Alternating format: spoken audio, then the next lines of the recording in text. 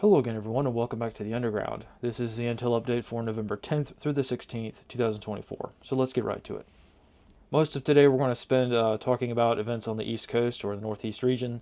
So let's go ahead and start with a more international incident, and that is the deepening crisis in Haiti. As many of you know, the situation in Haiti has been a little bit tenuous for a couple of hundred years now, but it's really descended into more of a traditional textbook kind of failed state arrangement over the past couple of years, or really since the coup. This should come as a surprise to no one. However, we have reached another point of another milestone demonstrating the instability of the region, which is that Haitians are now starting to shoot at commercial aircraft that try to enter or exit the nation. This should come as a surprise to no one. However, it is a little bit surprising because in the past, most of the warlords have not wanted really to get involved with international things. It has always been possible and very much a threat for commercial aircraft trying to fly in and out of Port-au-Prince due to the favelas and the slums that are essentially right on the runway. And it's always been a very severe threat. Now, in the past, that threat hasn't actually played out because there's been a level of stability with the gangs and the warlords running things, and they haven't wanted to kind of draw international attention to their little, domestic situation. So in the past, aircraft, despite the extreme risk, have really not been engaged that much with small arms fire. This changed a few days ago when three different American-based airline companies reported being shot with small arms. So, using a more doctrinal term, we call this surface-to-air fire, or SAFIRE. And in this case, it was three instances of effective SAFIRE. So, if memory serves me correctly, for a SAFIRE incident to be deemed effective, at least basically by the military culture, on the military side of things, it has to either do one of two things. It has to either hit the aircraft or cause the aircraft to divert from its original course and or mission. So we've got a total of three aircraft that were hit. One aircraft knew it was hit because a flight attendant got hit with the round. The other two aircraft found bullet holes after they had flown into Port-au-Prince. Now, the real grand question is this a change in policy? Is this now a change in the situation in Haiti? Has it deteriorated so much so that they're now shooting at aircraft willy-nilly? That I don't know. One guy sitting on a rooftop with an AK can definitely cause this damage. Three bullet holes, at a bare minimum, three bullet holes, probably more, but a bare minimum of three rounds being fired can cause an international incident. So that's why so much concern is placed on this. It could be a random guy. It could have just been a random one-off instance where somebody got, drunk or high and they're sitting on the roof of a favela somewhere off the end of the runway, pops off a few rounds at every aircraft that came in and out of the airport over a period of a couple of hours, and that could be it. Or it could just be sheer pandemonium. It's hard to say. In any case, what has been the result, and why is it worth talking about some random guy shooting an aircraft in Haiti? Mostly due to international concerns. So, the FAA has, of course, grounded all American aircraft into and out of Haiti, just point blank for the next, I think they said 30 days, but I think they're probably going to modify that because most American, the airline companies themselves are saying 3 to 6 months, depending on the airline. So, again, it's hard to say because Haiti is a failed state. They are not really a nation anymore in terms of like what we call a nation state. But there's a lot of people there, and there's a lot of vested interest in Haiti. So one of the bigger concerns is the United Nations. The United Nations has stopped their aid flights into Haiti. I've seen varying reports that it's for a month, 6 months, or indefinitely. I haven't actually been able to nail down for how long. Why does this matter? Well, food aid. So essentially, the warlords and their people shoot at the aircraft bringing them food, and then in a couple of months, when there's no more food coming into Haiti, they say, what's going on here? This is exactly what's going to happen. So their own actions are going to spiral the situation down into a more serious situation in the next couple of months or so.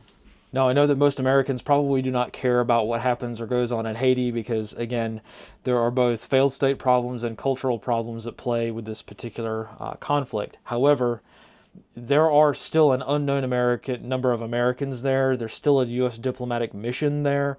So again, we could potentially get to a point to where we have another kind of Kabul crisis going on, and we may have to get involved, or we may get involved in some form or fashion at some point. So just kind of keeping that on everyone's radar. Let's move on. But again, the situation in Haiti is not doing super well, and I think that at some point the United States may get more directly involved than we probably want to be, simply due to, even if we just wanted to evacuate the embassy staff, that would be a hard thing to do. I mean, it wouldn't be too hard because we could fly helicopters in and out from the Dominican Republic, and that's probably how that would go instead of using fixed wing aircraft. So that, it's not going to be like a Kabul situation where there's nowhere to land for 1,000 miles kind of thing. We could do it, and it wouldn't be too bad, I don't think. I don't want to jinx it or anything, but I just want to kind of keep everybody's mind in the right spot, just in case the United States at some point gets involved in Haiti, because the situation there is deteriorating. Food problems are going to start, and this could be a problem at some point, more directly than it already is. So let's talk about the actual United States here for a minute. Let's talk about New York. Mostly this week, the kind of big news is that the FBI raided the home of Shane Copeland, who is the CEO of Polymarket. For those of you who don't know, Polymarket gained a little bit of notoriety during the American presidential election because essentially it's a gambling platform that allows you to gamble on essentially world events. You can gamble on elections, you can gamble on all kinds of things. And Polymarket was essentially the only source, or the only kind of barometer for determining how the election might go, that put Trump way ahead of Harris in terms of the election. All of the polling, all of the statistics, all of the poli-sci kind of stuff had the race neck and neck the whole time. And as we know, obviously, this gambling site was able to predict that. So most people are saying that the FBI got a little annoyed at that the market, the free market, was able to determine the winner of a presidential election. So they're coming after Polymarket. Is that true? I don't know. But considering, when we're talking about things of big power players in the world today, when we're talking about digital files or, anything to do with an online presence, I personally am rather jaded on the topic, and I think that the FBI can just manufacture whatever they want to, and to target their political enemies. So is that what's going on? I don't know, but there also would not be any way for me to know. Do you see? There would be really no way to confirm that this is a thing. In 2 or 3 weeks, I may come out and say, he was doing this kind of illegal behavior. Well, who says that? Well, the FBI. It's one of those things where you can't really prove a negative, you know what I mean? But anyway, I thought it was kind of interesting of note because, things in the United States, and we'll get to this in a moment, but hopefully things in the United States with regards to agencies, institutions, things like that, are probably going to have a fairly big shakeup in terms of who has already been kind of nominated to lead some of these agencies. So I guess we'll see how it works out. Speaking of the election kind of thing, I did want to bring everyone's attention to what's continuing to go on in Pennsylvania with regards to Bucks County. So as many of you have probably already seen the viral videos or viral content on what's going on in Bucks County. It's one county in Pennsylvania just north of Philadelphia, but essentially they have declared themselves to be above the rule of law, and the Bucks County election officials are continuing to count illegal votes. The Pennsylvania Supreme Court has said are illegal. You must not count these votes. Not just because they were received late after the election, so there's that violation, but also most of these votes were improperly signed by the voter, or they weren't signed at all, or some combination of both. Now, the reason that this has become kind of a hot topic is because, well, this is kind of going on all over the country in some minor municipalities. And in Bucks County, it's just kind of very, very open and brazen, with one county commissioner or the county chair saying that the court precedent doesn't really matter anymore in this country, and they're just going to do it even though they know it's illegal. They know that the Supreme Court of Pennsylvania said that, and they're just going to do it anyway. We're now reaching that point to where soft power and hard power kind of interface, and we have gotten so far away from we're now really starting to examine the nature of, basically, third grade social studies. What happens when, the Supreme Court issues a ruling and the executive branch doesn't enforce it, or what happens when Congress doesn't enforce a judicial ruling or something like that. You see how we're kind of getting to the basics of civics and how the American political system works.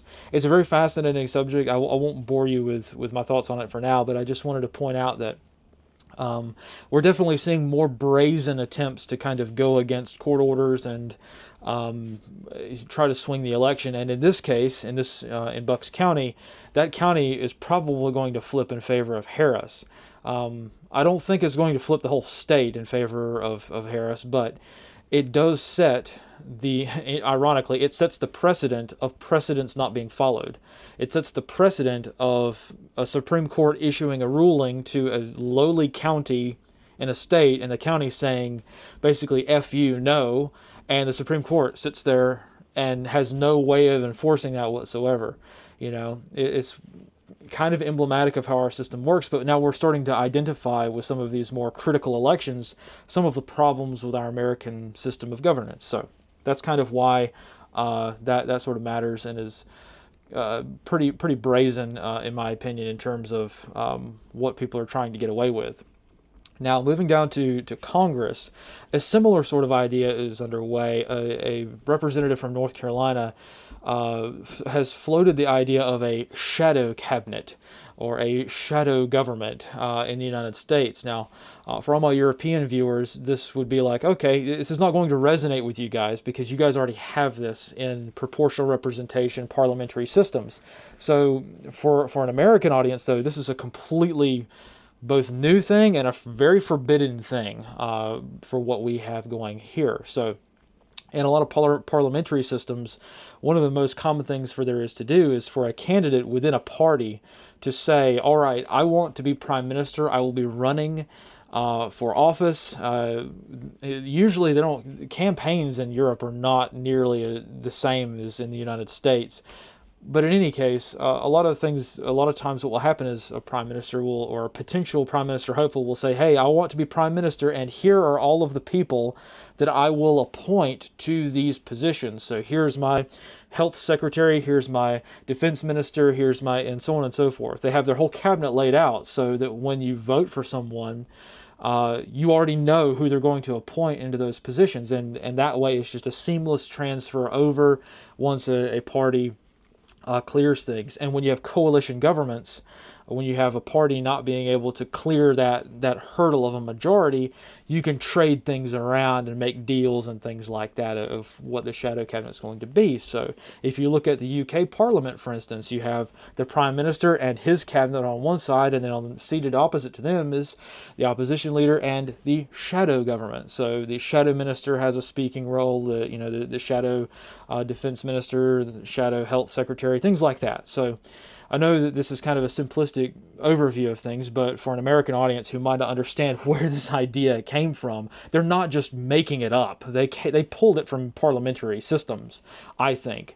And to avoid going down the rabbit hole too much, I think they also pulled it from kind of warlord governance kind of things, because we have this sort of thing going on in places like Afghanistan, where you have a provincial governor, and then you have a shadow governor, the Taliban's governor for the same district. So you've got the actual Afghan leader who's elected, right, or put in place by the Americans, who is the official governor of the place. And then you also have the shadow governor, the Taliban ruler, who's secretly running things. So this blend of an idea is where I think they got the idea from. Now, again, to a European audience, you guys are not going to bat an eye at this. It sounds perfectly normal, but in America, we don't do this. This is getting very dangerously close to sedition, treason, all kinds of very, very serious things. So in America, I'm very curious as to see how this is going to play out, because most Americans will say, this is just the deep state coming out in the open and formalizing the creation of a deep state, or formalizing the implementation of a deep state. Is that what this is? I don't think so. I mean, honestly, the deep state, as we know it, the people who move and shake things behind closed doors, the handshakes and deals that are made in politics, it's not really changing much. So I think this is just a good idea fairy kind of thing. But it's still concerning nonetheless because we are not a parliamentary system. That's not how we do things here. So if the Democrats are trying to create this idea, they may be, opening a Pandora's box that they themselves don't know what they're doing. And most Americans are probably going to look at it as a deep state kind of thing, even though I don't think that's what this is. I think this is just a good idea fairy, and they're trying to formalize the opposition to Trump and his cabinet, and they're trying to do it at a lower level than just going after Trump all the time. As they found out during this last election, targeting Trump himself doesn't really work. There's no, I mean, it's Teflon Don, right? You can't get any argument to stick against him, even though there are legitimate arguments against him. The more liberal elements in our society, they're just not able to effectively do that. So if they're trying to do it at a lower level, like say with cabinet positions, that might be an indicator of things to come. But so again, I think it's a fascinating way of doing things, but or a fascinating angle that they're trying to push. But I don't think it's going to work very well for them. So I guess we'll have to see how that works out. But again, just kind of touching on Inauguration Day threats. Again, I'm not really seeing a whole lot, but we'll talk about that in a moment at the end here with some of my closing thoughts. Right now, most of the low-level street violence is probably going to be slightly elevated, but follow the money. Are there big billionaires? Are there very large politicians? Are there very big power players and actors trying to fund and just, fund these opposition movements when it comes to causing unrest? At the moment, I'm not really seeing that. Localized unrest is going to probably happen. There are going to be protests, there are going to be demonstrations, but are we talking about the absolute mayhem that we saw with BLM? Probably not. It's hard to argue that that's going to happen because the indicators are just not lining up. I think any opposition to Trump is going to take some time to organize, to be a little bit more effective, just because of how significantly this election played out. But again, that kind of gets way off topic. So let's move out of the United States for a minute and talk about Southern Europe. I just wanted to briefly touch on the flooding in Spain because there have been very, very serious floods going on in Spain. It started a couple of weeks ago with the flooding in Valencia, and a couple of days ago it started off with increased potential for rain in Malaga down in the south of Spain, and it's just been kind of a nightmare for the south and eastern regions of that country. Mostly because, it probably has more to do with cultural reasons and just more an apathetic governmental kind of existence. But the short version of the story is they had their version of Hurricane Helene. It wasn't a hurricane; it was just torrential rains, and they got like a year's worth of rain, and just like overnight in Valencia. And it's become kind of a problem because the government has not really done much. There are over 200 confirmed casualties so far, but far too many people still missing, and most of the city's devastated. A lot of the countryside is destroyed. Crops, same way. Same thing down there in Malaga. They've just been getting hit with rainstorm after rainstorm after rainstorm, and it's gotten to the point where it's like kind of suspicious. So I'm going to dig into it a little bit more, but I guess the bottom line for me wanting to mention this is just stay advised or keep paying attention to weather events, because for the most part, weather is probably going to impact your daily life more than any of this geopolitical stuff, to be honest. And there is, unfortunately, as we learned from Helene, as we learned from Hurricane Milton in Florida, there is a lot of overlap between disaster response and politics. Unfortunately, I wish it wasn't so. I really do, but there is. There just is a lot of overlap there, and politics gets into emergency management a lot more than it should. So, again, just kind of a reminder on that front. So let's wrap things up with the GhostNet for today. Again, the GhostNet's going pretty good. I've gotten a lot of news reports, so thank you for all of you out there who are taking the time to transmit these news reports to the GhostNet users, to people who are monitoring the GhostNet tag. I can't thank you enough, because you guys are keeping it going. Like I said from the very, very beginning, radio, anything to do with radio, you're going to get out of it what you put into it. Now, the GhostNet is unique in that we're also trying to encourage listen-only and receive-only means of getting information during a crisis, so that you don't necessarily have to be a user of radio in terms of being able to transmit. You can just receive things as well. So this is a huge part of how the GhostNet works. But again, if you don't put content on it, there won't be any content on it. So just like with everything else in life, you will get out of it what you put into it. So this is one of those things where you can't just invest all the time, money, effort, and try to get engaged in things like HF radio, and then just sit there and say, why is nobody saying anything? Well, you are going to be one of the people who helps keep this project going. So it's not just me. I'm a single point of failure with this. This has to continue without me, if need be, on into the future. So I'm glad that a lot of people are taking the initiative, and they're doing the best they can, pushing out good information. Again, it's hard to kind of get things rolling with information, because information is just so overwhelming nowadays. But again, this is a fantastic way of being able to exchange information, not just in terms of disaster stuff, but also in terms of being able to get off of the internet, get off of some of these very, very infrastructure dependent ways of exchanging basic information. It's very, very underwhelming, I admit. It's very underwhelming. It's very expensive to get involved into if you wanted to start transmitting. And there is a lot of gatekeeping in terms of knowledge being withheld and in terms of licensing. So I understand. There are a lot of barriers to getting in this door. I understand that. I'm trying to do what I can to make the educational part of it a lot more clear, so that it's easy to get through the informational hurdles with a system like this. But again, you have to realize where we're coming at things from. We're trying to take the ham radio community, which is stuck using 1930s technology, and we're trying to modernize it as much as we possibly can. And you have to realize that the radios aren't meant to do this. A lot of times we're using things outside their intended role. We're using software that was engineered for free, just out of the goodness of someone's heart. And that's perfectly fine, and we're very thankful for it. But it doesn't necessarily mean it's going to be like an enterprise level solution for something. So again, we're overcoming barriers, we're making change, things are happening, but it takes time, and it's going to take a lot more time to get this to a point to where, and I don't know if it will ever get to a point to where people say one day, you know what, I'm not going to use the internet, I'm going to hop on the radio and get my information. I don't think we're ever going to get to that point, but we may, hopefully one day we can actually have a very seamless experience, so that one day if the internet goes out, no one notices. How cool would that be if you can just have it to where if the electricity goes out, if the power goes out, you don't even notice because you're off grid.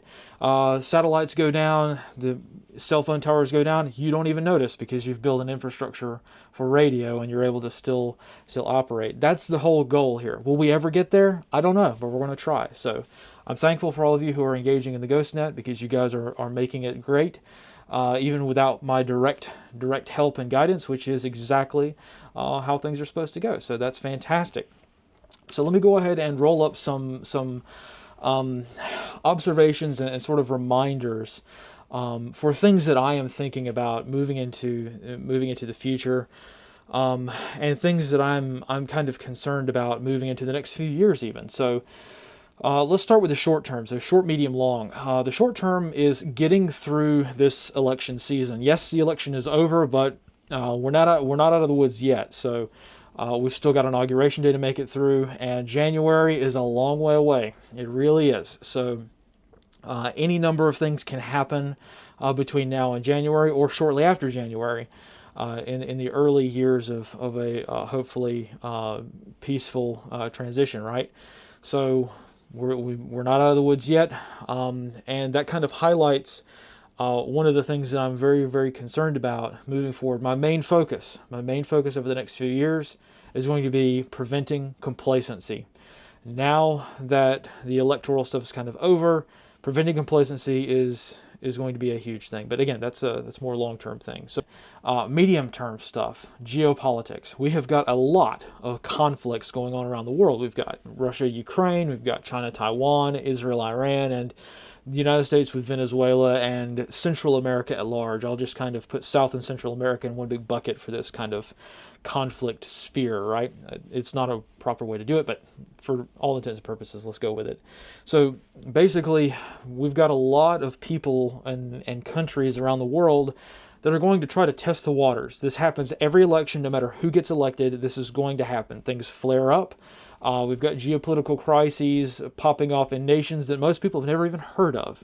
Fully expect that over the next few months, because a lot of nations are going to try to test the new Trump administration. We have to remember, Trump was already president, so most world leaders already know kind of what he's all about. The difference this time around is he has appointed very, very different people in a lot of different roles. I know there's a lot of contention on both sides about certain people and things like that. We'll have to see, right? We'll have to see how it turns out in terms of how things are going to go domestically. But overseas, the rest of the world's watching too. And they're seeing a lot of younger people, a lot of, I don't know if you would call, I don't know, this may even be a contentious thing to say, but it seems like Trump is appointing fewer neocons, fewer rhinos to positions than last time. Time will tell if that is a true statement or not, because we know that some of the old breed are still kicking around and they're still being put in positions. But for the rest of the world, they just look at the age alone of people. They're much younger. And that has, I think, more of an impact than people think with regards to what happens around the world. So all of these countries are going to try to seek to see what they can get away with as Trump starts coming into office. And you already start to see some of these nations either backtracking or changing the way they operate based on a very radically different administration. Because whether you agree with it or not, Trump's administration is going to be like night and day with Biden's administration. Their whole worldview is completely different in terms of how they manage politics. Now, in terms of how is that positive or negative, we'll have to see. I have reservations on both sides, but in any case, I'm more concerned about the medium range stuff with regards to geopolitical issues that may pop up over the next 3 or 4 months. It happens every election, like I said, but we'll have to watch out for that. But more on the long-term stuff, and this is kind of where things get rather unfortunate. So please don't think that I'm trying to just kind of make things sound more negative than they are. I personally am very, very hopeful. I'm trying to be optimistic, looking forward to the future. But you have to remember my role, and I think one of the main things that I can bring to the table is to prevent complacency from setting in. So personally, my own personal goals for the next 4 years, if Trump actually makes it into office and we're able to get through the next 4 years and he is president for all 4 of those years, just assuming that for a moment, I am personally planning to treat this as if Harris had gotten elected. So be hopeful for the future. Again, go with the good solutions, go with the good kind of future, but also plan for the worst case. So I personally am going to be doing everything that I would be doing if Harris had gotten elected, if that makes any sense whatsoever. That's just kind of the mindset that I'm coming at things from. Pretend Trump didn't get in office, pretend Kamala won, and go from there. And I say this just with a strong recommendation. If there's anything that I can recommend, is that if you are basing your future plans on a president getting elected or not getting elected, that might not be the right way to look at things. I would very strongly recommend maybe changing perspective on that, because at the end of the day, national level politics, it has a way of impacting you in ways that you don't think. So it does matter, and it does impact your daily life, but it shouldn't impact what you do. It shouldn't impact, the way you go about living your life.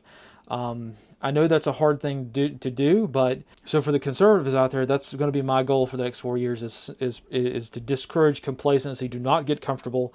And right here on the slide, it says a national change of power does not erase your individual responsibilities. Just because Trump got in office, you do not have a license to be lazy now. And I say this from the context of understanding that in the grand scheme of things, the conservative movement, idea, political sphere in this country has got a lot of problems. I think a lot of times that conservatives sometimes think that they're morally superior to liberals, or in terms of politics, and it's hard to say whether that's true or not in some situations, but I just think that we hide behind that banner of, well, we're just better than them way too often. That happens a lot in conservatism. Again, liberalism is not making it easy, because a lot of times when conservatives see liberalism, when they see a liberal idea, it's not entirely articulated very, very well. And unfortunately, the whole idea of political liberalism in the United States has got a lot of, not to be insulting, but there's a lot of mental illness there. There are a lot of very mentally ill people in positions of power in the liberal movements in the United States. So it kind of derails any kind of constructive argument there. And there are a lot of malign actors. So I don't know really what my main point is, just to say, look, I'm not saying that the liberals are better or worse. I'm not saying conservatives are better or worse. I'm just saying, please do not get comfortable. Please do not think that just because you voted for Trump that you're a better person than anyone else. And I think that kind of point gets lost a lot of times. And just to share a little bit of a personal anecdote for a moment to kind of illustrate this, a couple of years ago, I moved out of a very, very liberal city. It wasn't always that way, but it became that way, and it became very, very dangerous for me to live there. So I had to move out into the country. I moved into a county that went 80% in favor of Trump.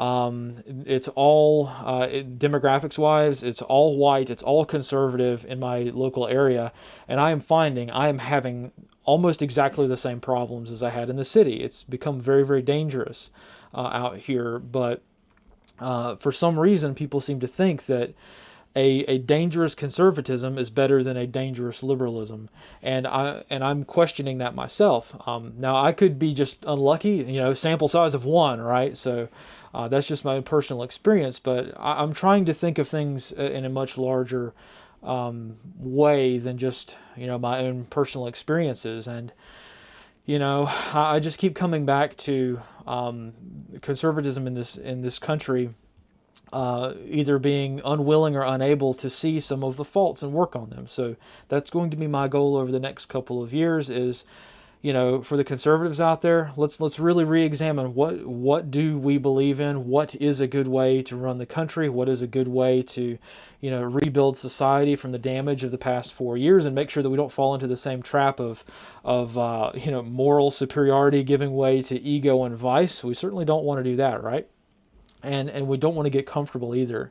We want to make sure that we're moving forward as best we can. So yeah, I know that's a little ranty, but I did feel like I wanted to mention that because that's going to be the angle that I come at things for the foreseeable future. And it may sound a little negative at times, but we try to act like a Trump presidency will be light years ahead of a Biden or a Harris presidency, when in actuality it may only be just slightly preferable. Still preferable for many people out there, at least for the majority of the country who's spoken by voting, but still, it doesn't mean that it's going to be all peachy. We've still got a lot of problems within conservative areas, and you're not going to solve culture.